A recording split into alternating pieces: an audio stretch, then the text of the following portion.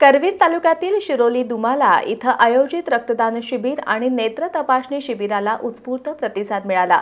गोकुळचे ज्येष्ठ संचालक विश्वास पाटील आणि तुकाराम नारायण पाटील यांच्या मातोश्री स्वर्गीय जनाबाई पाटील यांच्या 14व्या स्मृतिदिनानिमित्त या शिबिराचं आयोजन करण्यात आलं होतं। शिरोली दुमाला इथं स्वर्गीय जनाबाई पाटील यांच्या 14व्या स्मृतिदिनानिमित्त रक्तदान शिबिर आणि नेत्र तपासणी शिबिराचं आयोजन करण्यात आलं होतं। या शिबिराला मुख्यमंत्री वैद्यकीय सहाय्यता विभागाचे प्रमुख मंगेश चिवटे यांची प्रमुख उपस्थिती होती। शिबिराचं हे 14वं वर्ष असून रक्तदान शिबिरात 355 दात्यांनी रक्तदान केलं। यात महिलांचाही समावेश होता, तर नेत्र तपासणी शिबिरात 550 जणांची तपासणी करण्यात आली।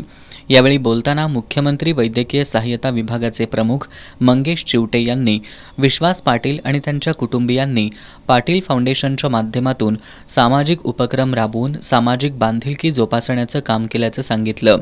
यावेळी राज्यातील आरोग्य सेवा सुविधांचा लाभ गरजू रुग्णांना व्हावा यासाठी विश्वास नारायण पाटील फाउंडेशनच्या वतीनं मुख्यमंत्री वैद्यकीय सहाय्यता कक्षासाठी 25,000चा धनादेश चिवटे यांच्याकडे सुपूर्द करण्यात आला। दरम्यान एकनाथ विद्यालय आणि शिवाजीराजे रेसिडेन्सी स्कूलमधील विद्यार्थ्यांनी सांस्कृतिक कार्यक्रम सादर केला।